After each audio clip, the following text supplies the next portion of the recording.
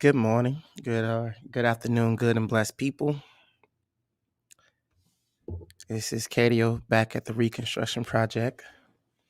Um, Please forgive the crack in my voice, or I'm just actually getting my voice back in the last day or so. Um, Been kind of sick, but it is what it is. You know how we got to do. We got to push through everything. But anyway, um, just got my voice back, but I've always had my ears, and it would seem that Kwame Brown has actually started to do something that I feel like most black men should do. Kwame Brown has actually taken the narrative out of the pundits' hands and put into his own. And I couldn't be more proud of the brother. I don't necessarily, I'm not going to critique anything that he's saying because I feel like for years, this guy's been a punching bag. And it's so funny because I was having a conversation with a friend of mine, um, maybe about, I want to say Monday or Tuesday. No, it could have been last week because I, like I said, I lost my voice or whatever.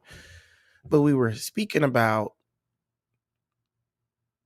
professional sports and playing sports. Matter of fact, it was Monday because my voice was going out.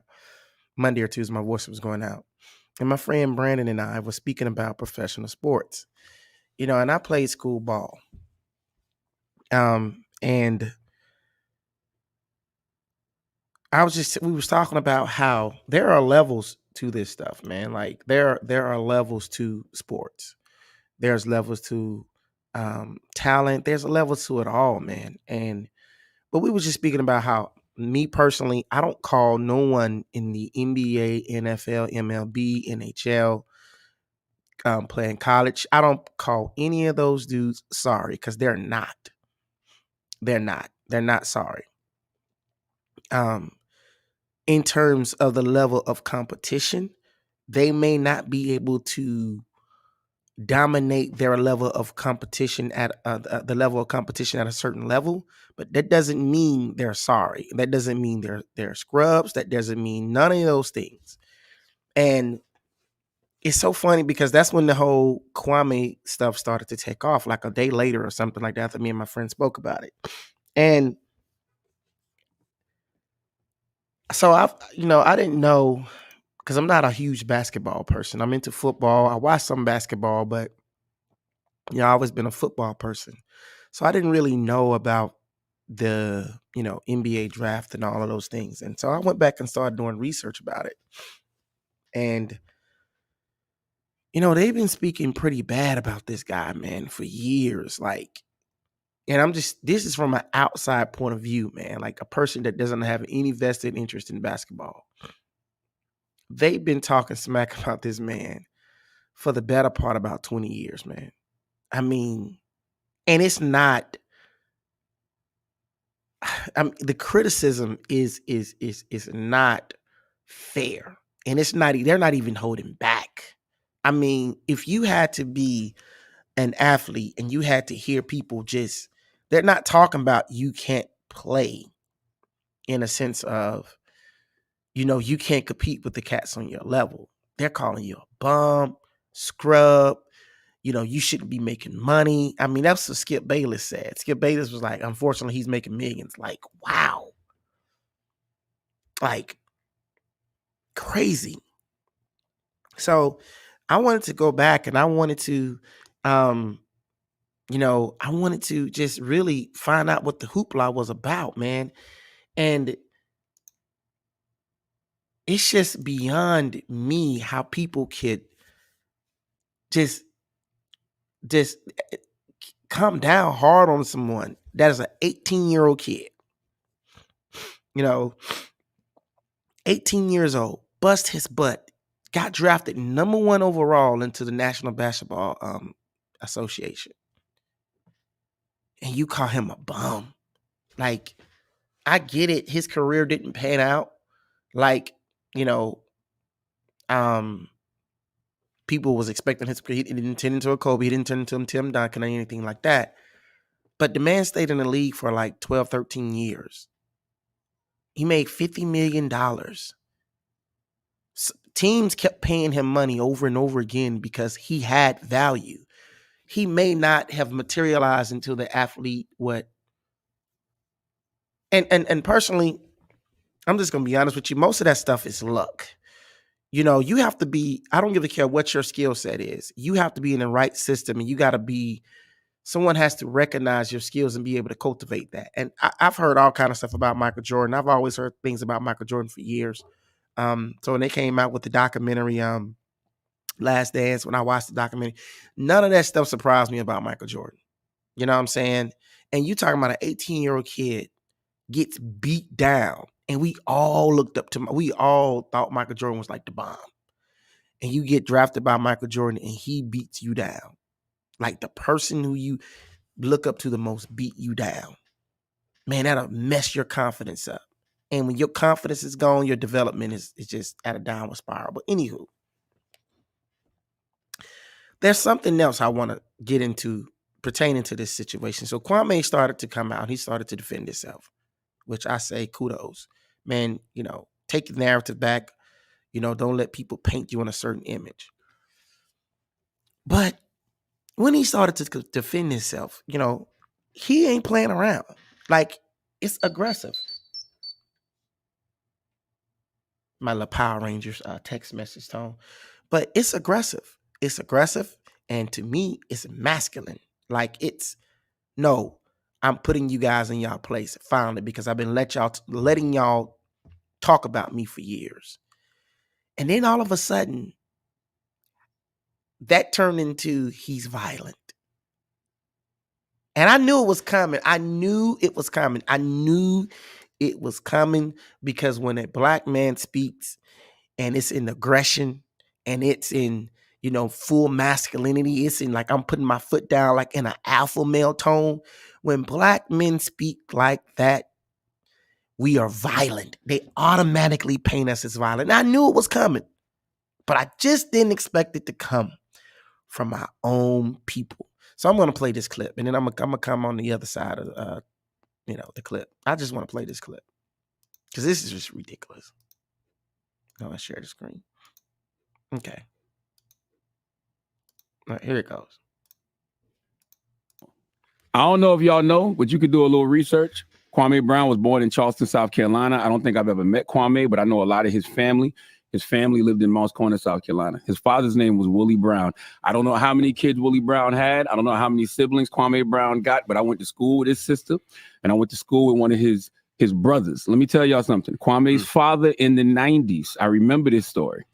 He beat a woman with an axe handle. It was his girlfriend. And the rumor was he buried her alive. He buried her in the area that I grew up in, if I remember correctly. I've been trying to call.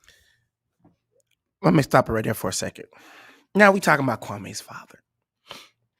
Now, Kwame said in an interview that this was one of the things that he had overcome, that his father used to abuse his mother, right? And I had to have, me and my father had a conversation about this recently. And I took issue with some things that he said about someone in particular, I'm not going to name.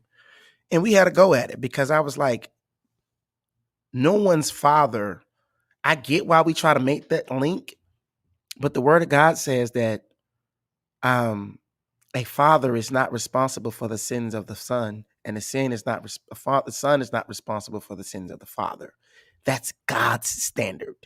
So why is we bringing up this man's family? Because he's clapping back now. What are we trying to say? My dad since yesterday to confirm the whole story because I literally forgot about this until yesterday. But the woman died and he got arrested. If he's still alive, he's in prison for life because he got caught because he left South Carolina after the murder and came back for his paycheck. Let me tell you something else. His other brother, I don't know if him and Kwame were close, but his other brother shot his baby mama several times and then killed himself. That was like in 2008. And his other brother, Kwame's other brother, just went to jail for murder like 3 years ago.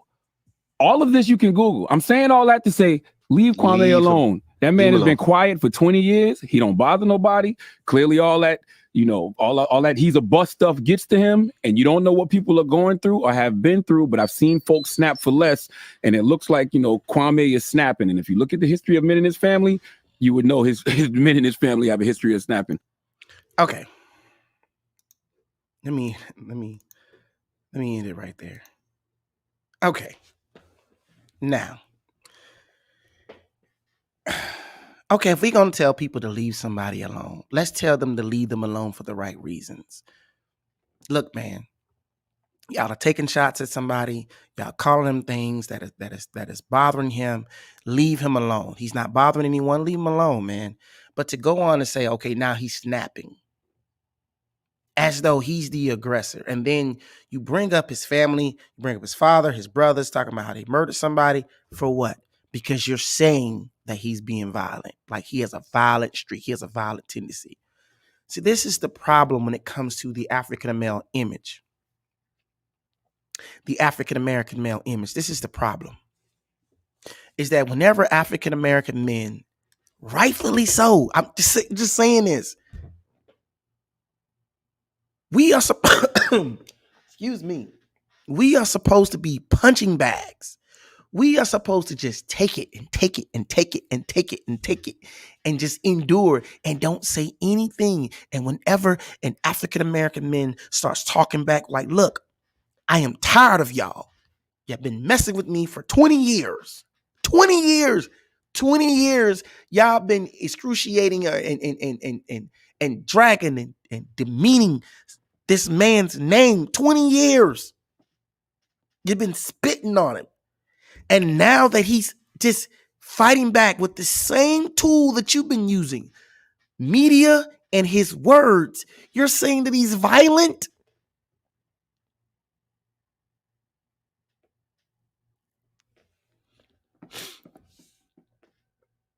I knew it was coming. I knew it was coming. I knew it was going to happen. I'm like, the moment I seen him push back and he started calling people female dogs and he started telling them, hey, y'all ain't this and y'all ain't that. And I'm like, that tone scares people. That tone, that aggressive, that African male, the African American, I'm not playing with you anymore tone, it scares the piss out of people. It scares the piss out of white people and black people, and it scares them. They don't know what to do with it. Now, mind you, this man ain't made no threat towards nobody.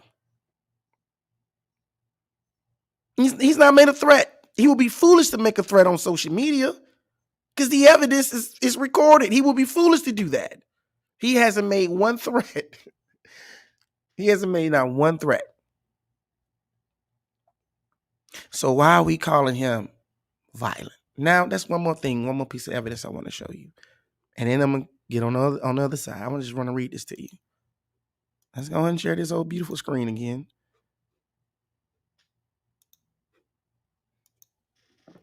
Now, this is an article I was reading.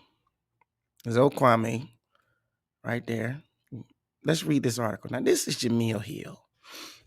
Now, I used to like Jamil Hill until I started to wake up and I started to realize that a lot of our women in the media are just as much culpable for our image as white society, who's purposely branded us as being aggressive and all this other whatnot. And here's proof.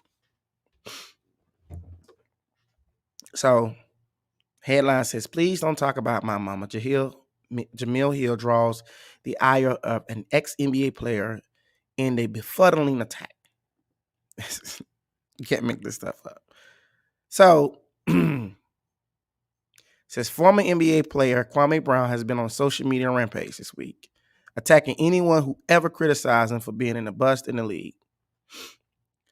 Frequently referenced by the media as one of the biggest busts in NBA draft history, Brown has plenty of targets.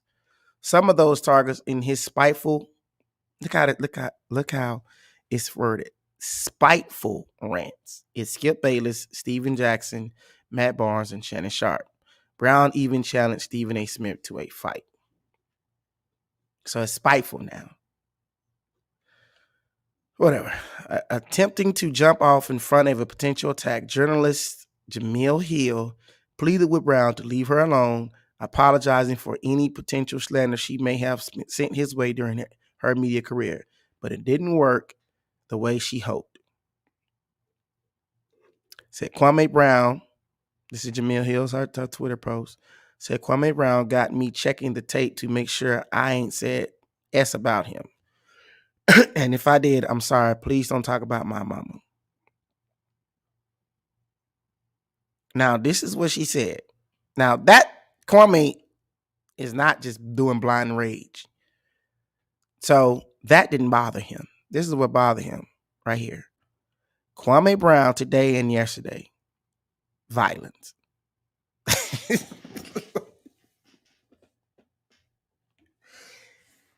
This is what she said. She said he chose violence. He clicked violence. Says, but it didn't work. Now, this is a narrative that they're trying to spin. They think they trying to say that he is responding off this first Twitter rant, but he not. He responded off that. It says, but he didn't work the way she hoped. After Hill posted a second tweet about Brown, the former number one overdraft pick, blasted her, accusing the former Sports Center anchor of wrongfully calling him violent. Wrongfully? That ain't no accusation. That's true. Jamil Hood, good morning. Good morning, Black Queen. Brown said in response to Jamil Hill, you said all weekend I was being violent, so that leads me to believe that something is a little off about you. Miss Hill, ma'am, I have children, and you just lied on me, and you on deck. I'm not going to play the video because it got some cussing in it. But anywho,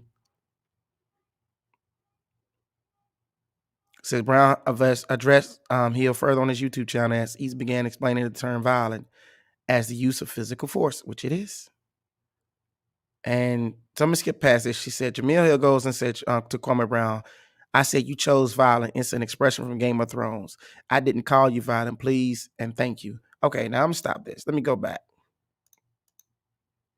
Because this is the point that I want to make.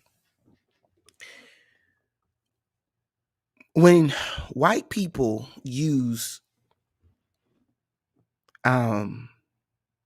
racial epithets, and when white people use what's the word I'm looking for?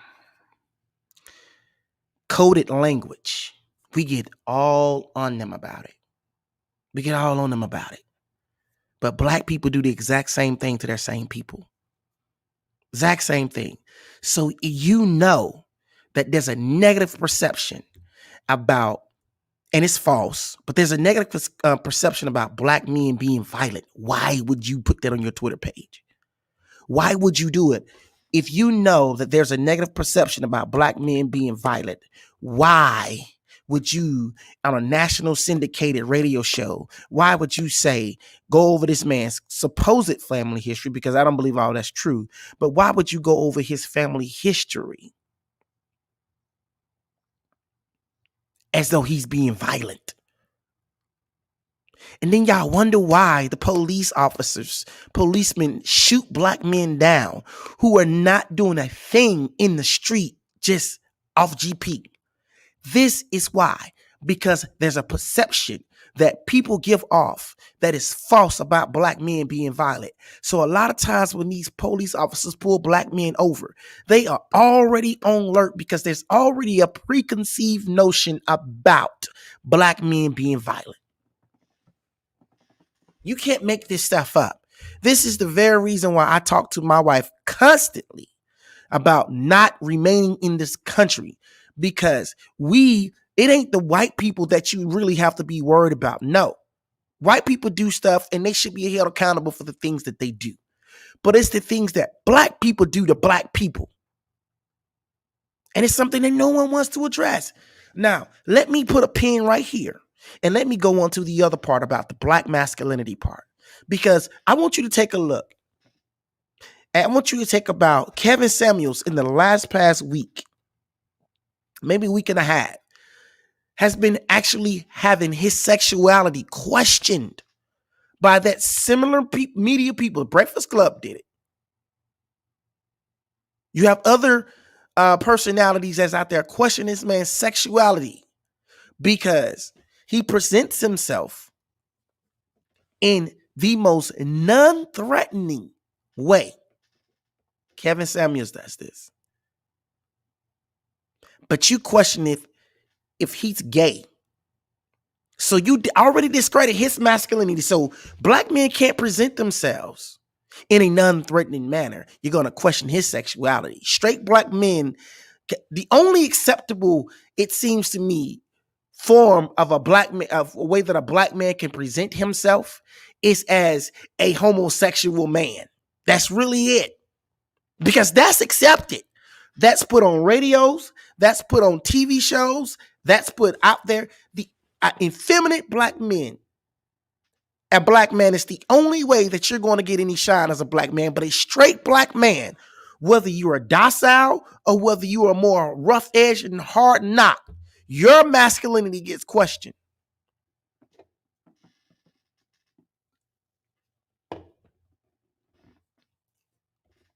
They question Kevin Samuels. Sorry, man, my words are slurred. They question his sexuality, and he presents himself with a suit and a tie. And he speaks in a calm manner. But they question his sexuality. Kwame Brown has on a t-shirt and a fitted cap, and he speaks aggressive, and they're saying he violent. So what is it, man? How can we present ourselves? Because I wear traditional wear. I wear traditional African garb. I wear a suit and a tie. I wear jeans and a t-shirt. I wear all these things. So I want to know, tell me how black men should present ourselves.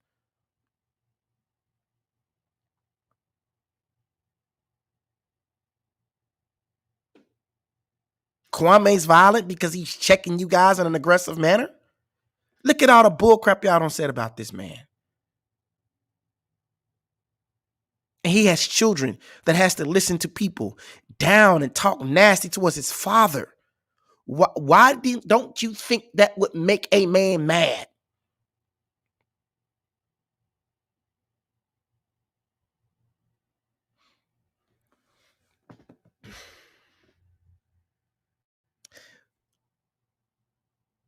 The problem is, and me and my wife was having somewhat of a conversation this morning.